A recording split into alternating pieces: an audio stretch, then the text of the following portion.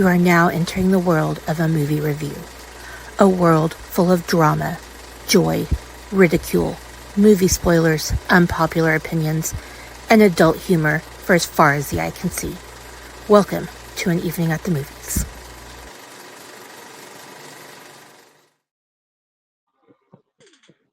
Good morning, everybody. Welcome back to your favorite movie review-based podcast. This is An Evening at the Movies, the podcast where we eat the stale popcorn, we drink the watered-down sodas, we talk about all of our favorite movies and why we love them. Um, I'll save any more details to that for a little bit later in the episode. But before we can get to all of that, though, we are joined by a very special guest on this incredible live Wednesday morning.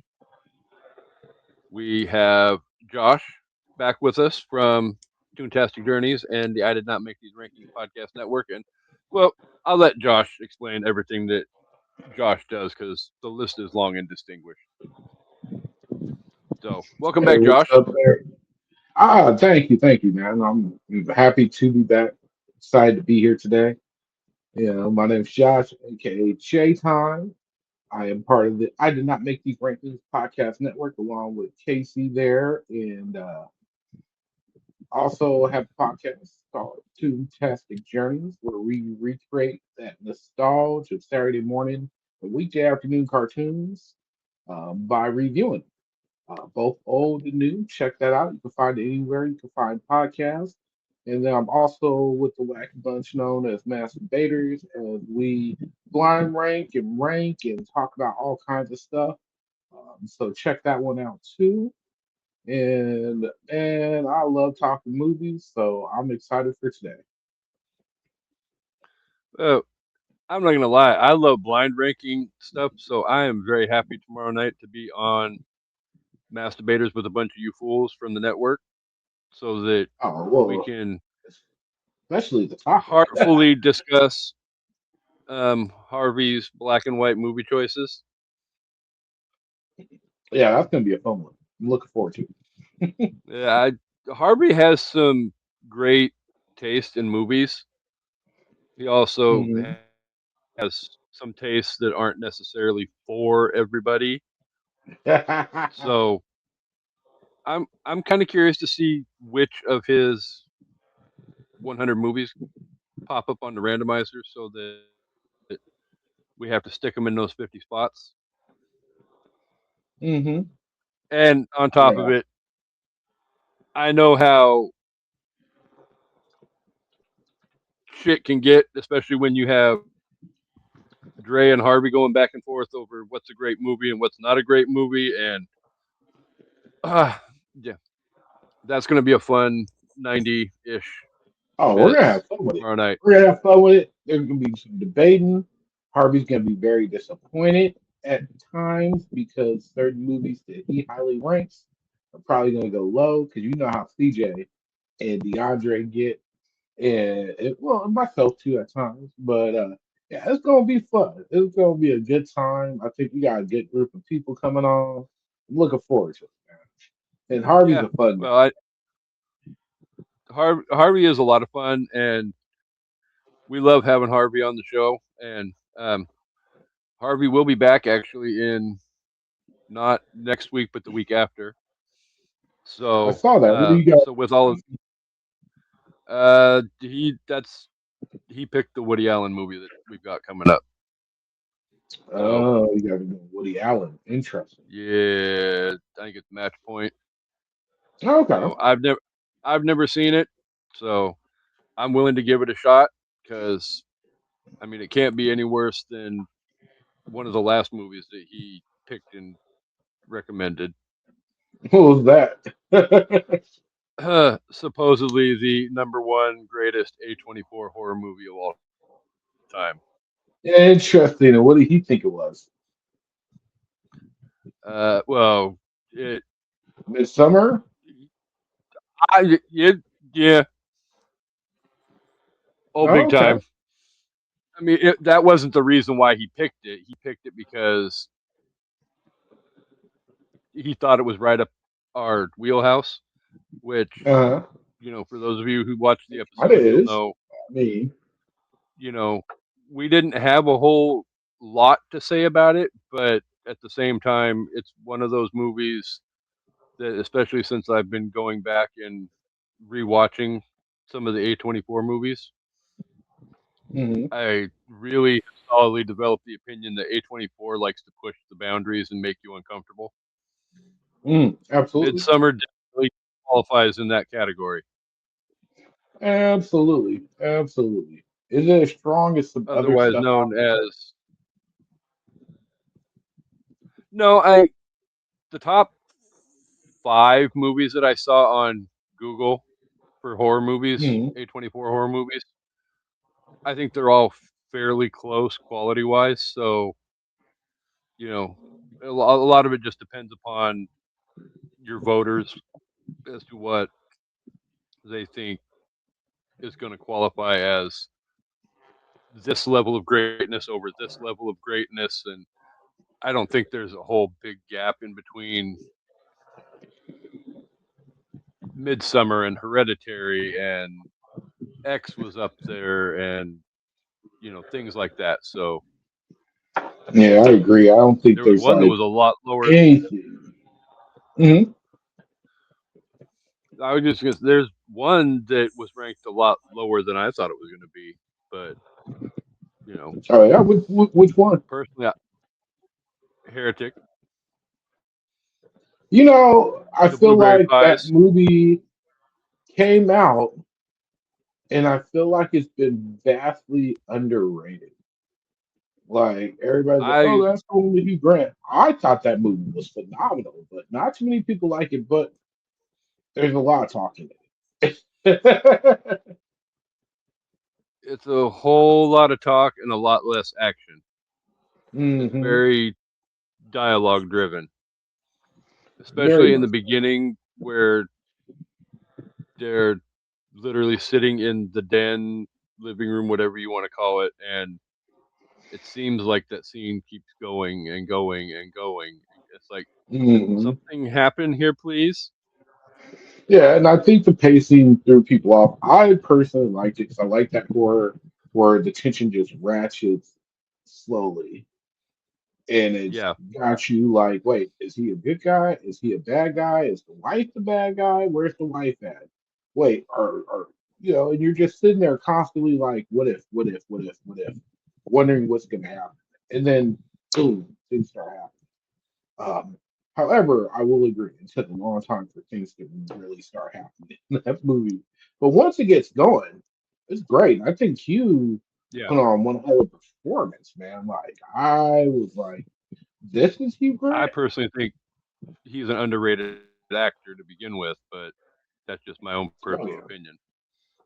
No, I'm right there with you. I feel So, like that stint he did doing romantic comedies kind of hurt him because he got put into this like pretty boy role of like not having that much substance, but four he weddings and a has funeral, substance. 9 months, stuff like that. hmm Yeah. Absolutely. So, Well, before we get going, though, um, I do want to say I'm not going to get into all the personal details because I don't know how much she has shared, and mhm. that's it's not our place to share it on the show anyway. But I just want to shout out and say thank you to Josh for stepping in this week to help cover for Amanda, who is dealing with some personal stuff and probably won't be back with us again until the beginning of August. So, um, with all of that said, I decided because the next 3 musicals were Amanda's picks, so we're just going to scrap musical month and we'll pick it up again at a later date and get those movies picked up. So, what we've got is 3 different special guests the next 3 weeks, and each one of them got to pick the movie that we get to do. So next week, Shanna's going to be with us, and we're going to do Stardust. Like we said a minute ago, Harvey's going to be here in 2 weeks, and we're going to do Match Point. But it is time to get too fast and too furious I mean, it's actually in a way long overdue because it's been a while since we did the first one. But Mm. Josh is here for Too Fast, Furious today. Oh yeah, I'm here. I'm ready. I'm excited.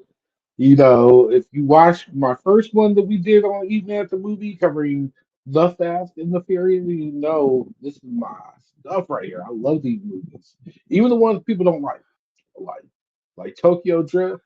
We'll get So, to it one day. I enjoy.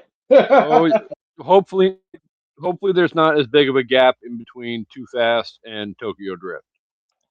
Hopefully So, not. Hopefully not. but uh, spoiler alert, though, a couple.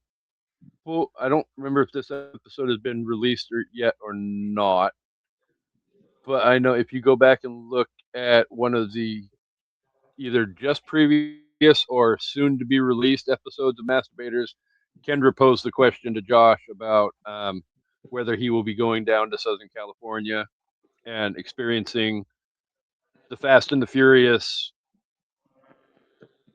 The ride. at Universal Studios.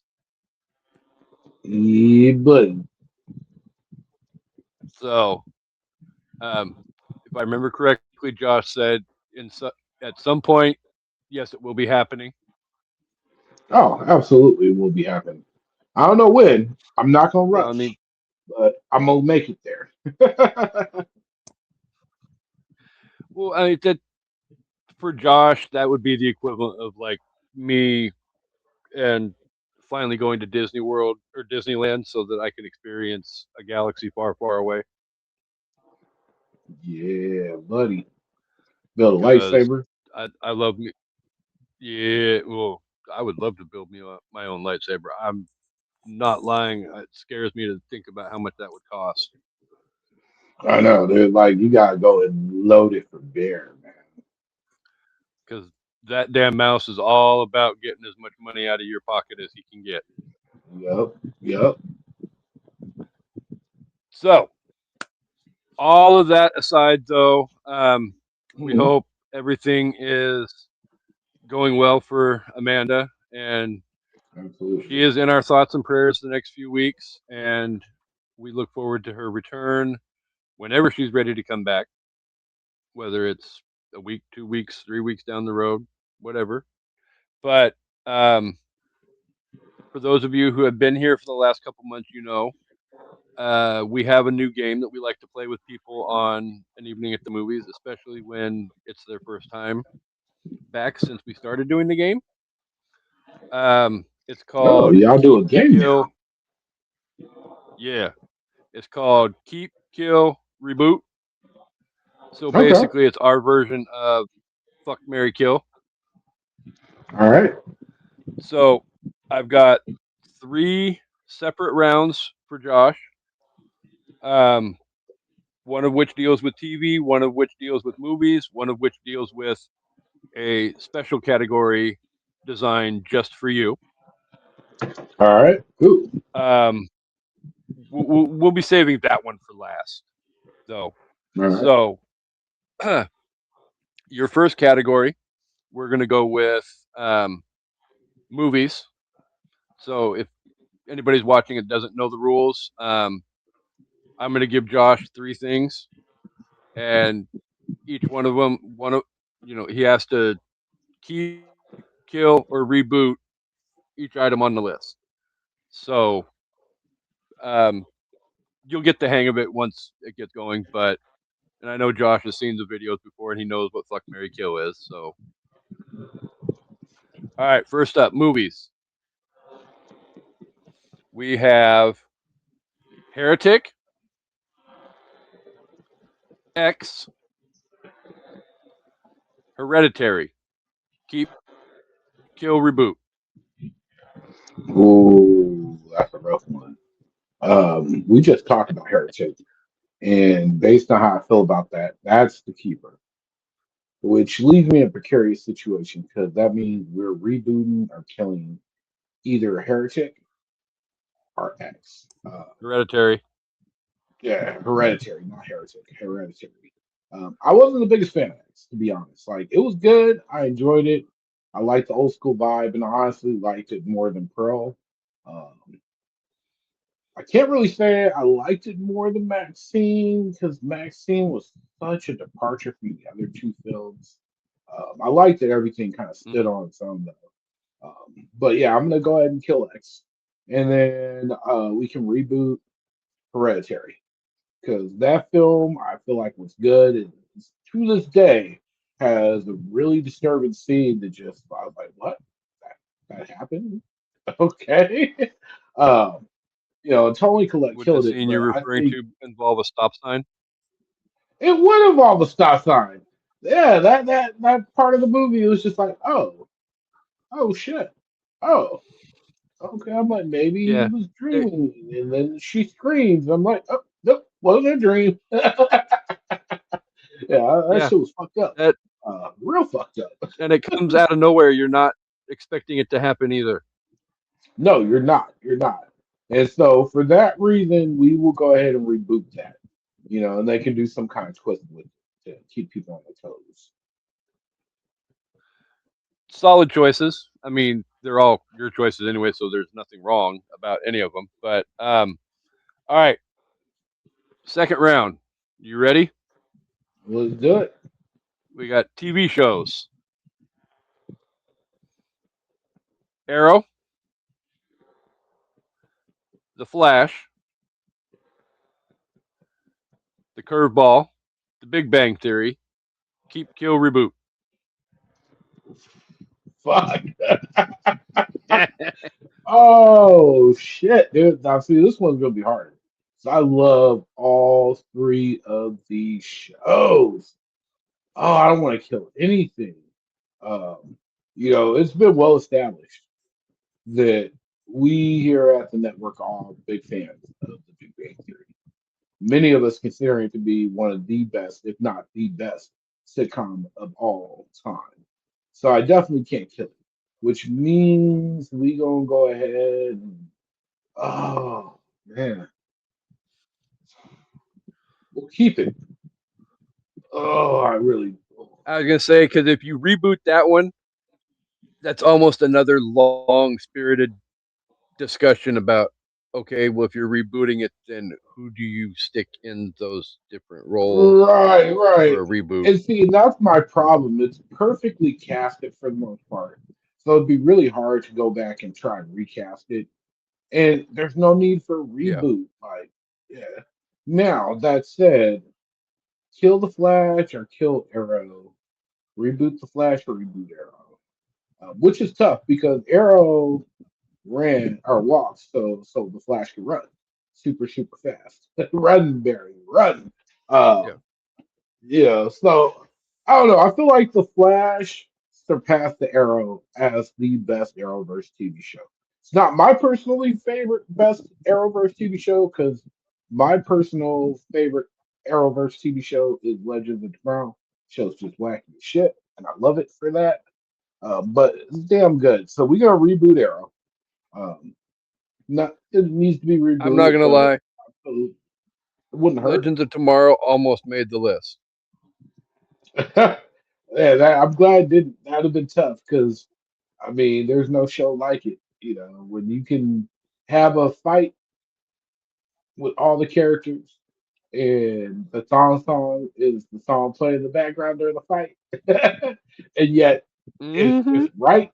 It works. And it makes it epic. Like who does that? Legends of Tomorrow did that. So we are going to officially reboot the Flash, or not the Flash, but yeah, we're gonna Arrow. reboot the Flash and kill Arrow. That's what we're gonna do. I said that wrong.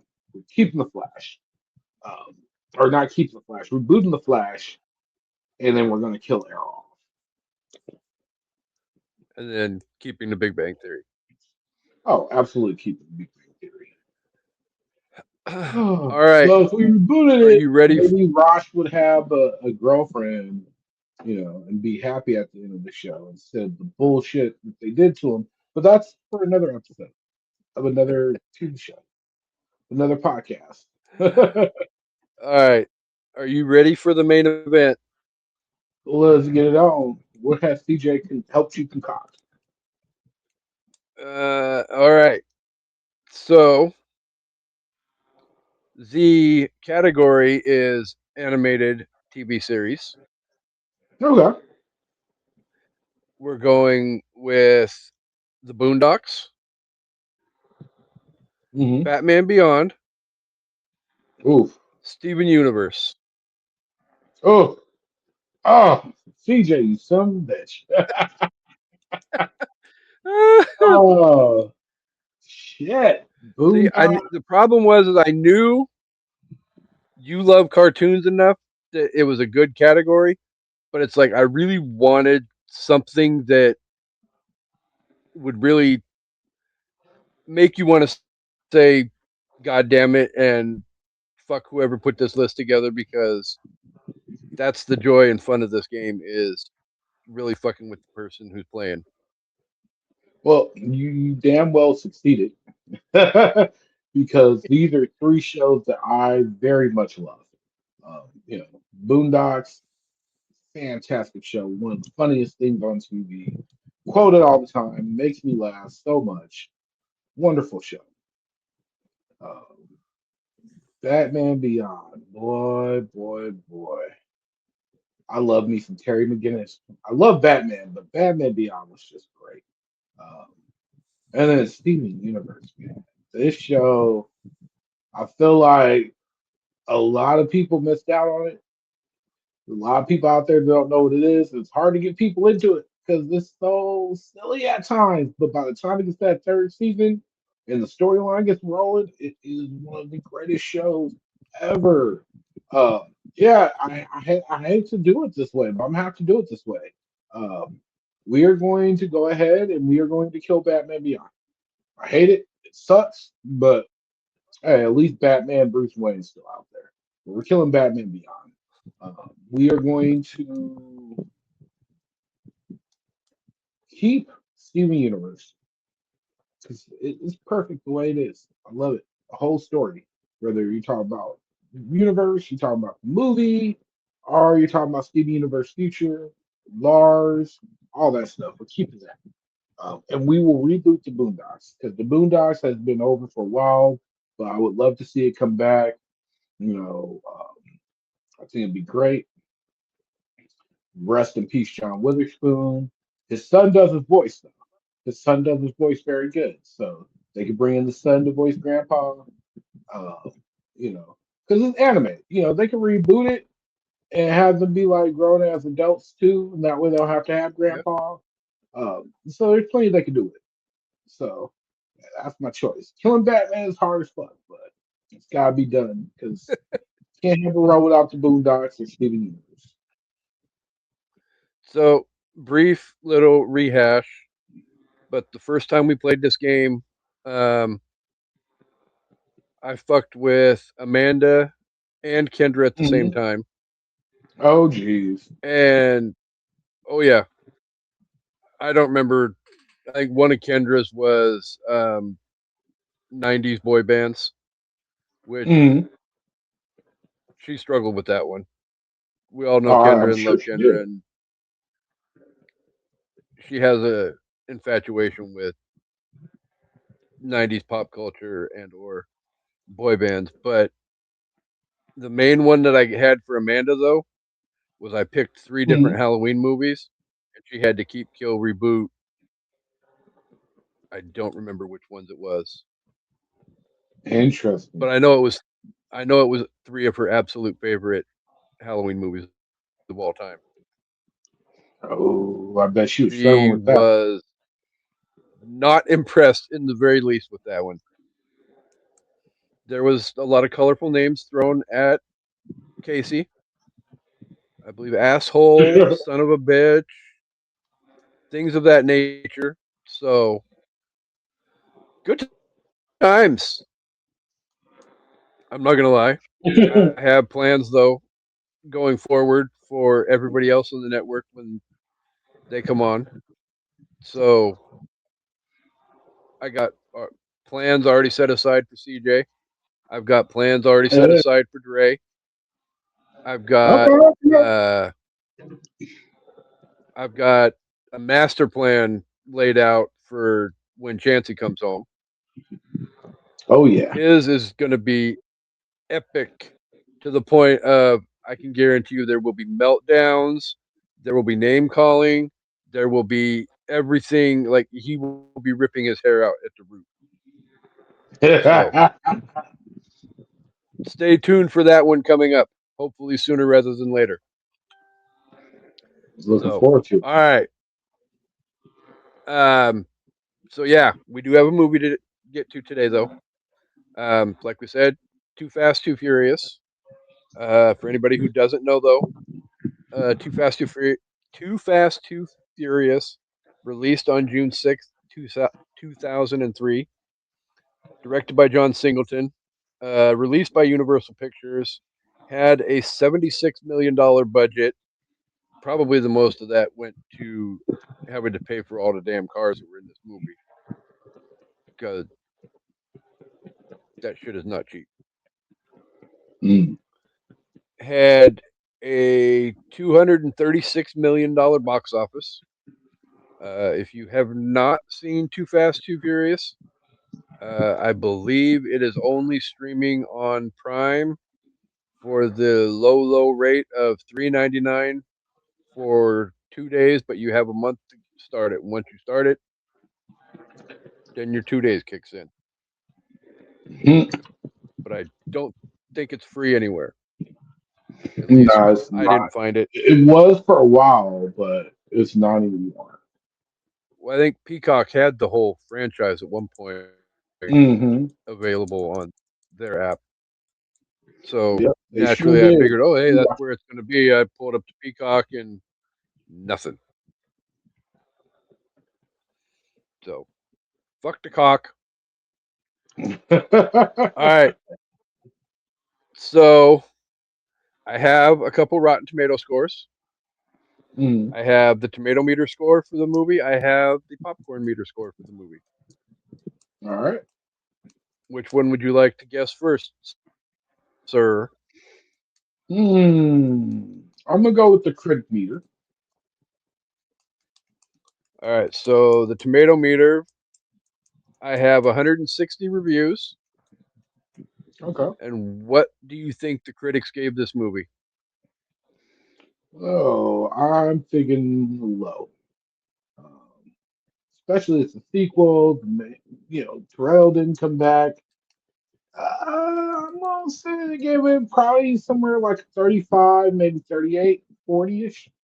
I'm gonna go officially with 35. Missed it by that much. Oh man, I love it. 37%. It's close. Okay, 37. Now, the real question, as far as the audience goes, how much did the audience disagree with the critics? Not by a 200, ton. 250,000 plus reviews. Okay. They gave it a Let's see. It's the audience. I'm gonna say 60, somewhere in there. So let's go with 65. missed it by that much. Was it better than that or less? Uh, 50%. Ugh. Oh, that's rough. Damn. Come on, y'all. It wasn't a bad movie. I mean, at the same time, we do have a saying in the I Did Not Make These Rankings podcast network Fuck Rotten when it comes to Tomatoes. always fuck Rotten Tomatoes. Oh man. I just saw your comment in the group chat. Oh yeah. Nah. He's gonna get here for Um, later. well, I figured it's kind of a little bit early in the morning for him. Hmm. So, for those of you who have not seen the movie, one, I don't think there's that many of you because evidently most of the world has seen the Fast and the Furious movies. Hmm. unless your name is Kasey, who's only seen the first seven. But I will get to the others sooner rather than later, I promise. In due time. In due time. I, exactly. I've got time. I mean, Hmm. there's still what one movie left to come out. Yep. One more coming out, and then 4 or 5 TV shows.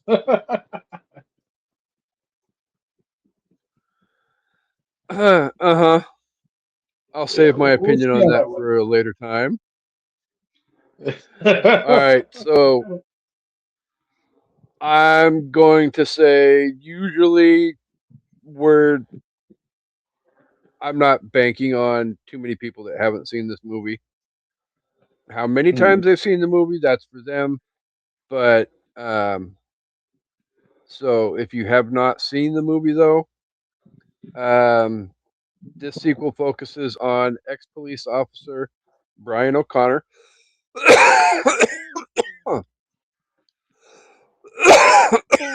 damn, who relocates from Los Angeles to Miami to start over, becoming involved in in the street racing scene in his new city. Brian befriends car savvy. Um, how do you pronounce the dude's name?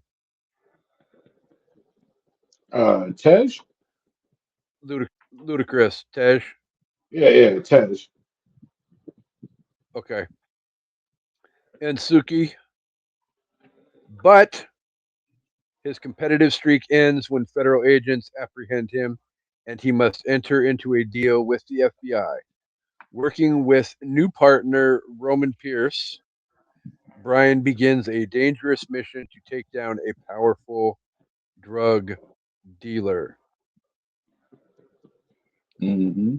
Um, spoiler alert for all you horny housewives: the drug dealer is one Mr. Rip Wheeler from Yellowstone. Playing Carter Barone. Carter Barone. Yeah, well, it's definitely a different type of character.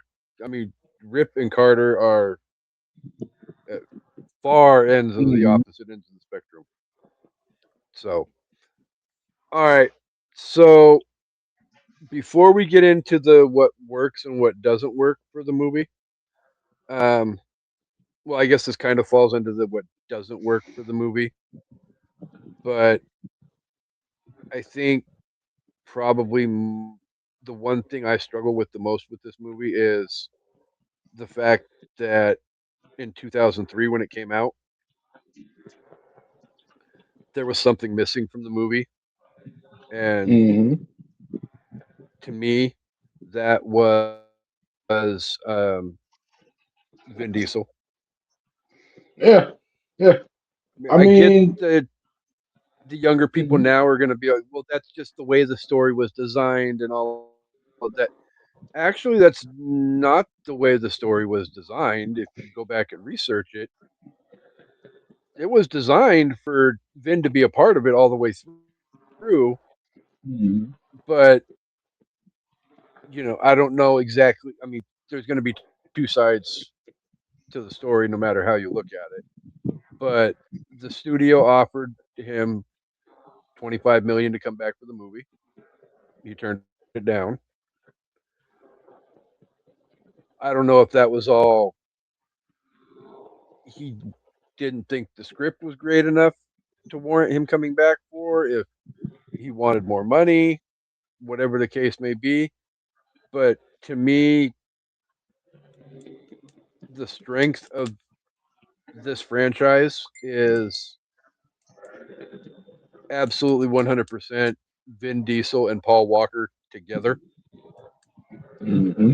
I mean, obviously, the last few movies, that's been, you know, taking a huge hit as well. But it's still, especially in the early developing days of the franchise being, you know, The Fast and the Furious, Too Fast, Too Furious, and Tokyo Drift. Me personally, I wanted more Vin Diesel in my story. Oh yeah, definitely. I mean, a lot of people were disappointed about them not coming back. A lot of people. And supposedly what it was, Vince come out on the record and said that. And who knows if this is BS or what really happened, but he didn't like the script. He felt like instead of being a sequel like a Coppola type of sequel, building on the first story and Mm-hmm. giving it more, that they did what most action sequels do, and they just took a totally unrelated story, tweaked it, and threw in the characters. And so he didn't want some story, which we ended up getting, and I'm guessing he would have played the Roman role. Him and Brian just doing another heist. He wanted something more cat and mousey. He's gone on to say he regretted that decision, and for the fans, he feels like he should have just stuck it out. But he went on to do the Chronicles of Riddick, which, anybody who's followed Vin Diesel knows the whole Riddick series is kind of his baby. He's always wanted to do some epic sci-fi, fantasy type of thing, and the Chronicles of Riddick were supposed to be that. Uh, we'll have to talk about whether or not it was on a different day, but I'd totally be down to do the Chronicles of Riddick one day. If you guys have done Riddick yet, I don't know. I'd be down to do that too. Oh, I have But thoughts yeah, about I that mean, franchise as well. yeah, at the end of the day, Fast and Furious, there's three core things: family, racing, and Corona. And we didn't really get the family aspect that much with this film. I Vin don't recall Diesel. seeing Corona in this movie either. Yeah, we didn't get Corona. I mean, we got racing. There's plenty of car action, but it was missing those things that truly make it a Fast and Furious movie. I mean, outside of Paul Walker's character, Brian, and the storyline with Yeah, him in the cop from the first movie, this could have totally been any other movie. You take out Brian and add some random guy that's just a criminal and take out the FBI component. It's not even a Fast and Furious movie anymore. It's just a buddy criminal racing film. yeah. And it almost killed the Which, franchise. It did. yeah, because again, like we were saying, I think people were expecting and wanting certain things that this movie did not deliver on.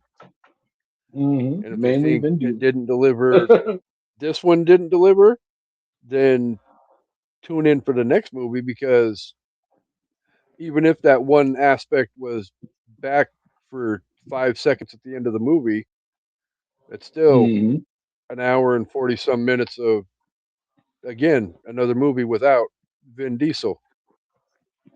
Right, right. I mean, it's because of this. This one did so bad that they tried to go in a complete different direction. Even Paul Walker didn't come back. And they wanted to do something different, reboot it, and start doing stories with different characters. And that's when Vin Diesel decided to finally come back. We got that little in shot. Uh, but yeah, but it's still a good movie, though. It's still a good movie. I feel like it has its charms, but yeah, that definitely worked against it. Especially Toretto is such a good character, good or bad. He's so imposing.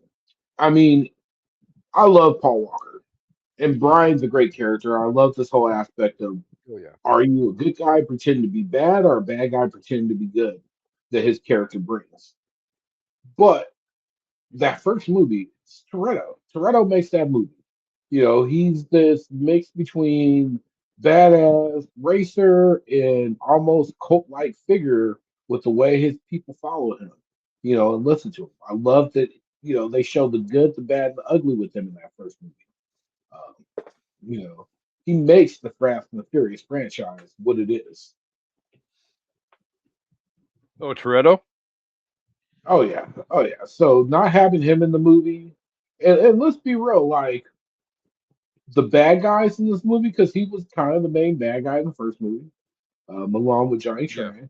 Um, the bad guys in this movie were all right. Carver Run was just okay. Yeah, he was crazy. He had the henchmen, and then you had to deal with the FBI people. You know, uh, but he wasn't that strong of a villain. Funny enough, while Vin Diesel decided not to do this movie, Paul Walker actually turned down starring in another movie to do this. And on one hand, it worked out because it's another movie that's one of my favorite movies. But on another hand, man, I'm a little disappointed because I think Paul Walker would have knocked it out the park. But Paul Walker was originally, before he decided to come back for Too Fast and Furious, supposed to be in 2003 slot playing Jim Street. So we would have got that movie without Colin Farrell and had Paul Walker playing that role instead. Honestly, and I feel like that's one of the few times where this happens. I don't think it changes the movie at all. I think replacing Colin Farrell with Paul Walker, you get the Mhm. same exact movie, just played a little bit different.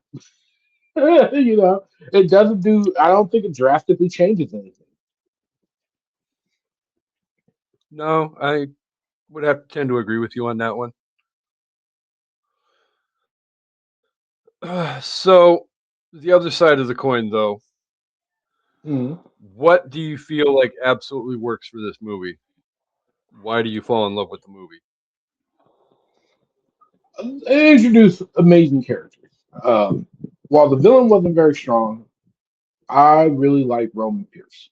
You know, Tyrese played Roman Pierce well.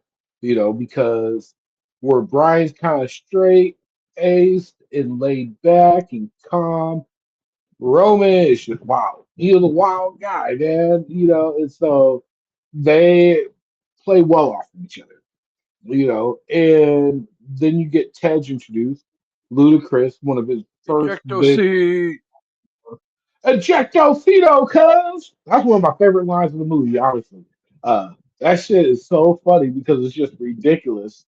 He built that ejection seat, and then just the way he delivers it, ejectocito, cuz like that shit makes me chuckle every time. But yeah, him and Tej are great. I like those two. You Yeah. know, and I also feel like this movie does two things that the franchise didn't need. So even though it went off the rails, they had to pull it back in, and they eventually did. Now the franchise is what we have now, but it did a couple things. One, it cleared Brian's name, you know, through this movie. He finishes what he's doing. He's no longer a fugitive. Because at the start of this movie, he's on the run for helping Ben Dominic Toretto, let Dominic Toretto go. And he's caught, is forced to do his undercover mission with Roman. So it does that. That's great. And it also helps move him more towards the grain. It helps to keep establishing that, yes, he's a good guy, but he's willing to get his hands dirty and do some bad stuff, you know, in a good guy sense. And Yeah. so that helps move the story along more to what we saw in Fast and Furious, the fourth one. However, I also feel like if you were to give me number one and then go straight into number two, or not number two, but number four, you can still kind of tell that story, but I feel like it was a good bridge. So, yeah, my whole thought process on the situation was, I mean, again, I wanted more Vin Diesel for my buck Hmm. in the movie, which we didn't get. And I do feel like after the end of the Fast and the Furious, there's probably a good chance you could roll right into Fast and the Furious Part 4.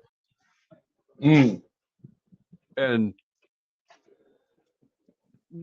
maybe you have to tweak it just a little bit to get the continuity just right. But Hmm. for the most part, it shouldn't be that much work to have to do. So it, yeah, I, I, I don't feel like Tokyo Drift and um, Too Fast, Too Furious are 100% needed to further the franchise. But with all of that They're said, though, I can not. see where they were trying to go, Mm-hmm. and at least they didn't paint themselves into a corner where there was no redemption because they tried for what, a movie and a half, almost two movies, to go a certain way with the franchise, and then they basically threw their hands up in the air and said fuck it, and let's reinvent the wheel and bring it back to what made part one as successful as it was. Mm-hmm. Which like you said, there's three things that you need in a Fast and the Furious movie: family, cars, Corona. Oh yeah. Well, and one And thing I will say they did very well because of these two movies is when they finally decided to change it up, you have these extra characters that they could draw from to go with that Ocean's 11 heist type feel that number five had. And then all of a sudden, here's Han from Tokyo Drift. Here's Tej and Roman from Too Fast, Too Furious. And that was cool as shit because you're seeing all the characters from all these movies interacting.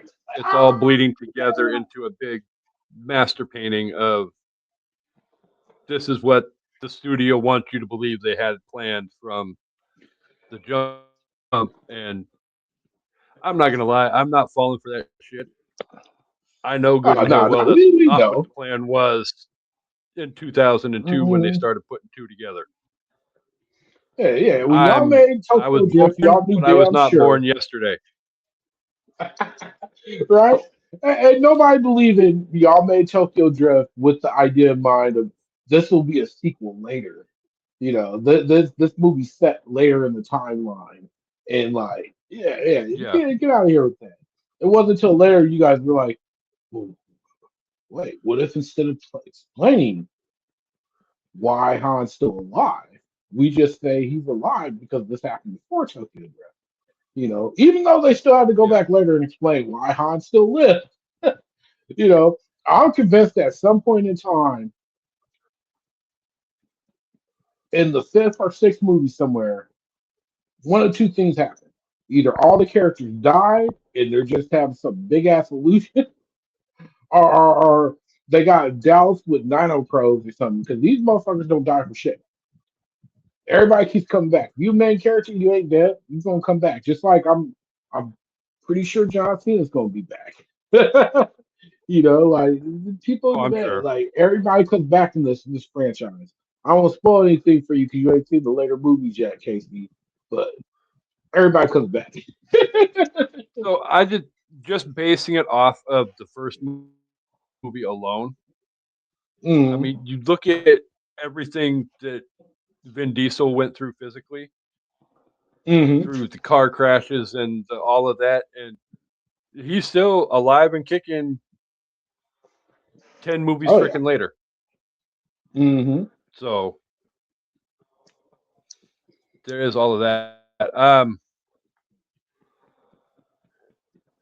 For the most part, though, I mean, this movie has definitely grown on me over the last what 20 plus years since I first saw it. Um, Hmm. yeah, in the beginning, I didn't particularly care for it as much, and I'm not going to beat a dead horse for, with the reasons why because we've already talked about it. But um, yeah, I've definitely found, especially now that everything's been brought back full circle, Hmm. it definitely makes it feel a little bit more settled in my own mind where it's like, okay, I can see what you're trying to do big picture wise now. Yeah, maybe it's not 100% perfect in my mind, but I can see the grand scheme of things in the long run. And there definitely is a set, like, it's about family, it's about cars, it's about, all of that. It's not just some random, you know, action movie where people are running around, you know, robbing banks and robbing casinos or blowing shit up or whatever the case. I mean, there is some aspect of realistic story to the franchise, Hmm. and I feel like yeah, it may have taken a movie and a half to get back around to it, but at least they got back around to it. So there is that. So, was there anything else that you fell in love with about the movie? Eva Mendes. Eva Mendes was great in the movie. I loved her character in it. You know, yeah, watching the movie, I was just like, man, Brian keeps pulling dimes every single time. But at the end of the day, Brian, he only has eyes for one girl for sure. Um, One of my favorite scenes in the movie, though, has got to be the scene where they drive the two cars, knowing they have the GPS in them, into the parking garage, and then Tej and his crew release a ton of racers. So you see these two cars go in, and all of a sudden, a ton of cars are coming out. And they switch to the muscle cars at that point. A I thousand love cars that come scene. out. Yeah, that scene's great. I know that cost a ton of money because they had to rent all those cars and film that. But that's one of my favorite scenes in the movie. I like that. Um, and I love the ending. I love the ending where they're both like, "I got money, cuz," like I love that part. There's a lot of good dialogue. It's a good popcorn movie. Like it's fun, it's entertaining. If you watch it and you put, like you said, you put the Vin Diesel thing out of your mind and just watch it for what it is, it's not a terrible movie. I think most of the hate it gets is the fact that it's a sequel that doesn't do the things that the first one did to make it work. Um, but it's not a bad movie at all.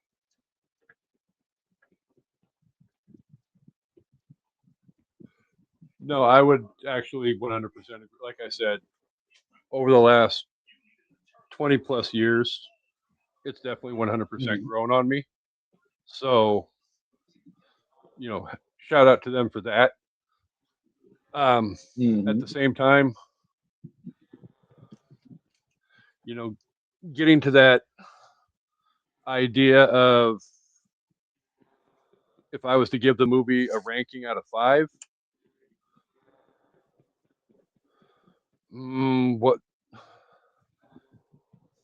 that's the catch 22 though, because it's like again, I don't hate the movie. It's definitely not my favorite movie in the franchise, but uh, it's definitely not the worst movie in the franchise. Like even with the payoff at the end of Tokyo Drift, I still have a hard time getting on board for Tokyo Drift. It just And Tokyo Drift is silly at times. I think that Lucas Black, it's not a bad movie.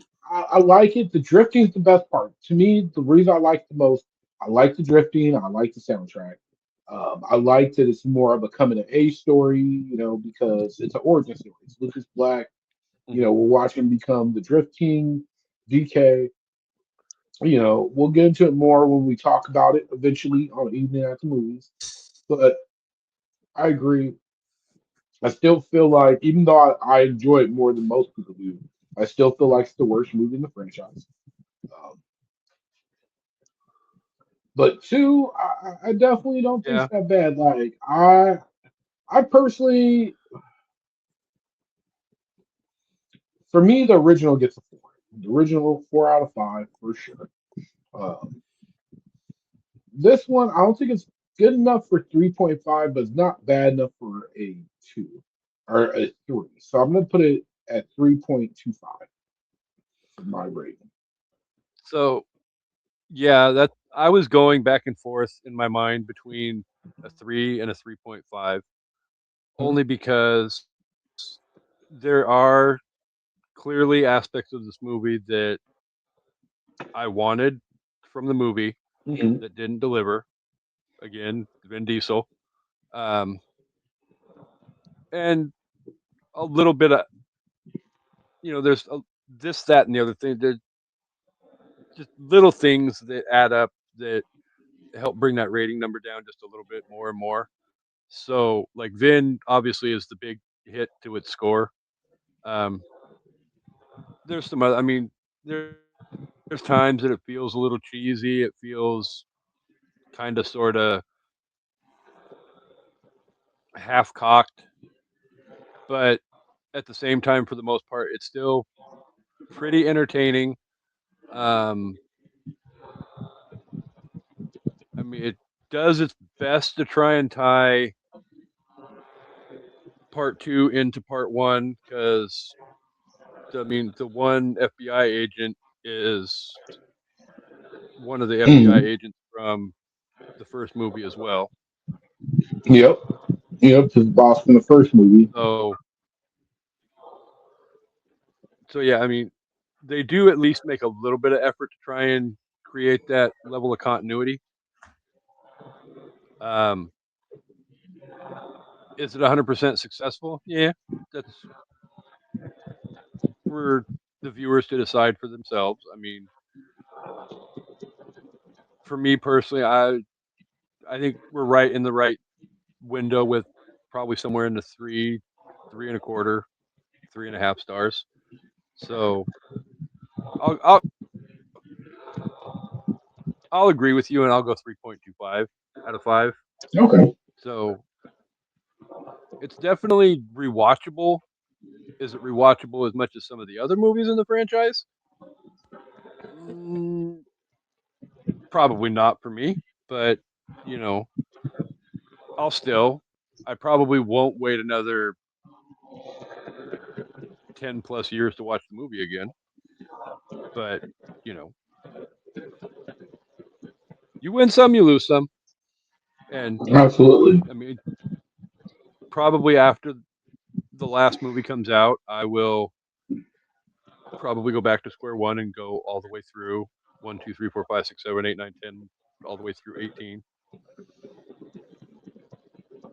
just because. But um, yeah, no, visually it's a good movie. It's got good action in it. You know, if you like Mhm.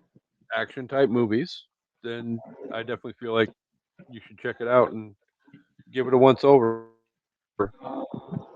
If you enjoy it, maybe a twice or a three times over. You know, whatever. So, No, I'm right was there there with anything? you. Was there anything else you wanted to make sure we addressed before we got to wrapping up the hour? Well, I always like to with this movie when thinking about Too Fast, Too Furious. I always like to think about the what if. Because I assume that some of what we got in Too Fast and Too Furious was what the original plan was when Vin Diesel was going to be on board. So I imagine the storyline would have had, maybe Vin Diesel hiding out in Miami, and Paul Walker's character still trying to come after him to make up for the fact that he let him go in the first place, and then them getting Yeah, tied up in part of their own stuff and having to work together. If anything, I feel like this could have taken the place of Fast and Furious. In that, I mean, we wouldn't have had the whole Let He Die storyline, but you could have included that in there somehow. Um, you know, but yeah. I feel like it would have been interesting. I think if But they would have did included Letty Vin die Diesel in though? it. I mean, like I said, nobody dies on this franchise. If you're a good guy, you're going to come back eventually. Unless you're Weasel. The Weasel's I dead. mean, it's a slasher franchise without having the slasher involved. You can't kill Vin Hmm. Diesel, just like you can't kill Michael Myers. You can't kill Freddy Krueger. You can't kill Jason Voorhees. Hmm. Although the Or not studios are Weasel. I keep trying. calling him Weasel. I mean Jesse. I don't know why I call him Weasel. But yeah, Jesse in that movie, like. That's one of the few characters that's dead and not coming back. Though I wouldn't be surprised if somehow he pops back up in the next movie. I No, I that was one of those mean, deaths we in did the get Leon back. true. And I didn't think that was happening either. So Hmm.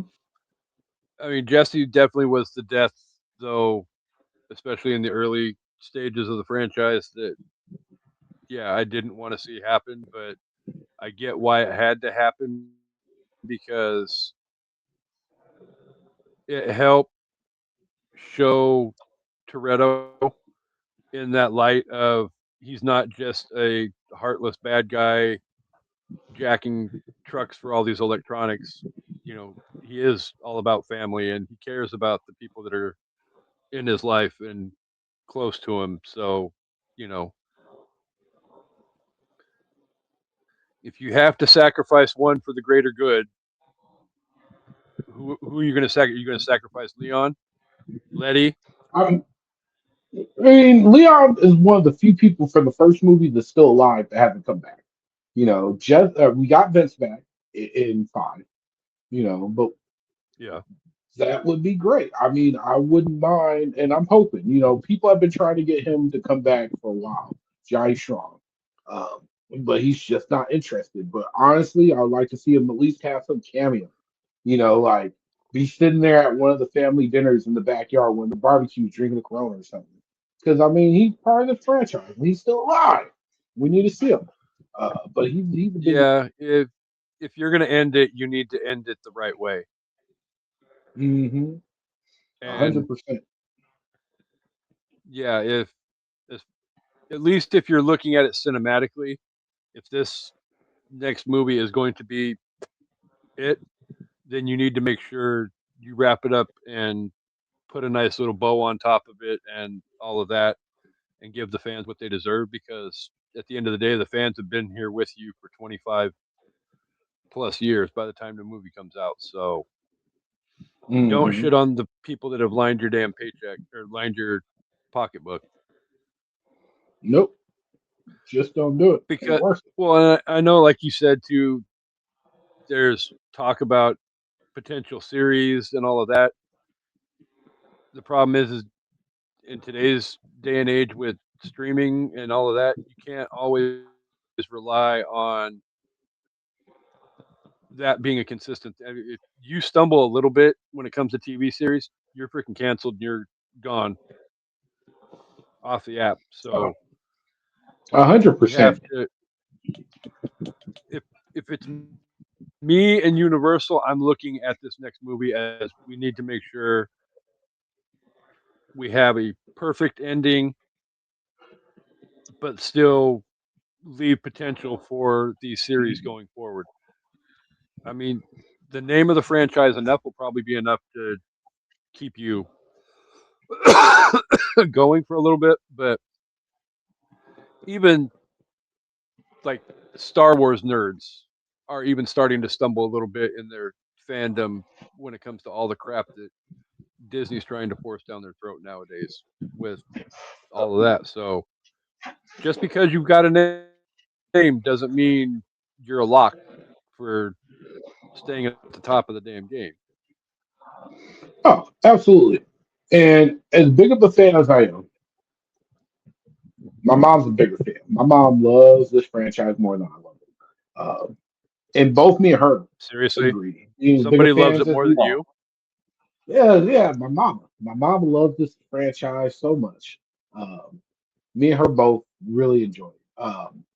But me and her both also agree, like, this needs to be it. This last movie, that's it. Be done. You guys want to do a TV show, whatever, that's fine. The other TV show they did, the animated one, for a kids show, is pretty damn good. 5 full seasons, each season, different area, definitely family, definitely Mm-hmm. cars, no Corona because it's a kids show, but damn good show. The little spy racers. Um, Sub out the Coronas for you, who Something like that. I've seen 3 seasons and then it just you was could too tedious finish for the me. job and be at the barbecue and have a little yoo-hoo box in Hmm. your hand. Just, But yeah, I mean, Probably not, honestly, but like, I mean, they could, you know, you's a good drink. But yeah, I mean, they just need to be done. This is it. You know, let the franchise die after this, and then give it about 10 years, and you guys can reboot it. You know, with Dom's kid or something. Who knows? But yeah, just yeah. leave it as it is. You know, and then let Brian and his cousins do some shit 10 years down the line when you guys decide, hey, we have this really good IP that we can still make money with. Leave the TV series alone. I can't even think of what you can do live action TV wise with Fast and Furious franchise that's going to make sense and going to be successful. You know, so Well, no, yeah, because I feel just like let it. parts of it's gonna you're gonna have to bring back part of what makes this franchise great Hmm. because you can't have the high level, high dollar explosions and car chases and all of them. You can to a certain extent, but not on the grand scheme of things. Because, like, yeah, like we said back at the beginning, this movie had a $76 million budget, and I'm guessing for the most part, most of that went to the cars and the effects and all of that. Because at the same time, most of these actors really did not have a huge name at the time. I mean, They didn't. The only movie, yeah. we're not very far out of Varsity Blues for Paul Walker. Mm-mm. And as far as I can remember, the only other thing that I can think of that I would put on the same level as that for him was Fast and the Furious One. Yep. You know, I don't think Tyrese had a huge filmography of a resume behind No. him. All he had before this was Baby Boy. Yeah, Cole Hauser didn't have a long resume behind him either. Um, Same for Eva Mendes. Yeah, some of the older grown-up actors probably had more of a history to them, but even then, they weren't like box office name on the marquee actors. So Nope. yeah. So, but but yeah, to have to try and churn out. I mean, I if they're gonna do the TV series, I would for me, I would probably prefer it to be like a limited series type or like a streaming series on one of the apps where they can just take Yes. a budget, dump it into this 8 to 12 episodes, and create this and try and draw as much money as they can off of this season. And then, depending upon the profit, then you move forward into a second season or a third season or whatever the case may be. Because if you're doing network and it's a week to week kind of thing, I don't see Mm. a lot of networks wanting to dump 50, 60, $70 million into one episode of one show in one season. Well, and here's the thing: they But don't have to. I mean, if they go back to the roots of the first movie, which had a budget of 38 million, which is really small compared yeah, to most Hollywood pictures nowadays. I mean, even though it's 2001, um, decent budget. But if you go back to the roots, you make it more about the car racing, more about regular petty crime versus international super spy crime. You know, you could be very successful on a low budget. You know, with some practical stunt work. Um, you know, do something almost akin to Kung Fu Returns. You know, have Brian Toretto, you know, grown in his teens trying to arc out his own legacy, you know, with the Toretto name behind it, and go from there. I don't know. Something. I, if it if I'm going off of my own personal preference, though, I like your idea where let's let the franchise end at the end of this movie, Hmm. give it a few years, and then come back as like a legacy sequel series in like 7 to 10 years, and you can focus on the next generation of people in the Toretto family. Yep. It otherwise, I just don't see how it's going to be cost effective to keep bringing the same actors back over and over again, No, not at all. Not because at it's going to all. end up costing the network, the service, whatever they get on board with, a lot of freaking money. In which means you're going to have to Hmm. draw a huge freaking profit on a streaming market that is so out of whack right now. It's freaking ridiculous. You don't know It's so out of whack. what networks, or you don't know what services are where and what's merging with what. And oh dear lord, I feel like in the next 5 years streaming is going to change so much. Oh, very much. Not Netflix is necessarily already for the better. considering going to channels. Like, oh, you're gonna add channels? How very 1990s of you. Yeah, you're basically TV on the internet now. Hmm. So all right, so I think that should about cover Too Fast, Too Furious. Um, as always, before we go though, I have to thank the amazing Unpopped Kernels for being here with us each and every week. All of you are incredible. You're amazing. We love you. We appreciate you, and all of the good stuff. Never any bad stuff. But yes, thank you again to Josh for stepping up and being willing to come on and help me cover the gap this week while Amanda's off doing her thing. I appreciate you, Oh bud. yeah, always happy to lend a hand, man. Um, so, where can the viewers find all of your wealth of podcast knowledge at? All right, so you can find us anywhere you can find a podcast. YouTube, we're on Twitter, we're on Discord, we're everywhere. As my co-host Laura likes to say, all the places, all the things. Just type in Toontastic Journeys, you'll find us. We are on a summer hiatus. We'll be back in August with some new stuff. Well, or actually, probably not until September, but we'll be back soon with new stuff. But we got a lot. There's about 40 some odd episodes of us talking about all kinds of cartoons, all from over the place.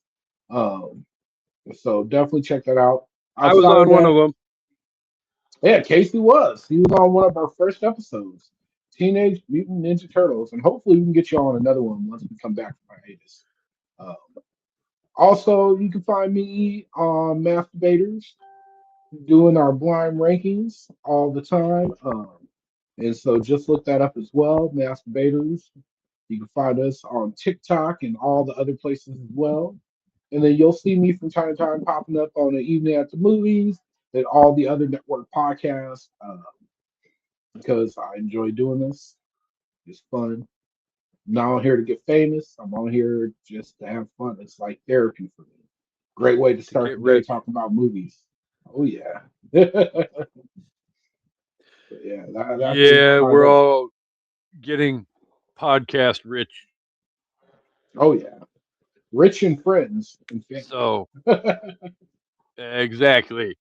So, like I said in the opening, though, we're putting a pin in Sing Along with Amanda month, and definitely she should be back to kick off Mystical and Magical August.